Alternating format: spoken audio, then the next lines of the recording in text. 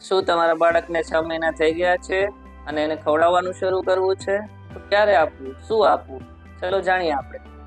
બાળકોને ખવડાવવાનું શરૂ કરવાની આ પદ્ધતિને વીનિંગ પ્રોસેસ કહેવાય છે, જેમાં 7મા મહિનાથી બાળકોને મગનું પાણી, દાળનું પાણી વગેરે લિક્વિડ સ્ટાર્ટ કરી શકાય. 8મા મહિનાથી સેમી લિક્વિડ, જેમાં આપણે શાકભાજીનો રસ, ખીચડીનું પાણી વગેરે આપી શકાય. 9મા મહિનામાં બાળકોને સેમી સોલિડ એટલે કે ફળોનો રસ, જેમ કે સફરજન, પપૈયું વગેરેનો રસ આપી શકાય, ચોખા આપી શકાય, ખીચડી આપી શકાય. અને 10મા મહિનાથી સોલિડ એટલે ફળ, શાકભાજી વગેરે ડાયરેક્ટલી આપી શકાય.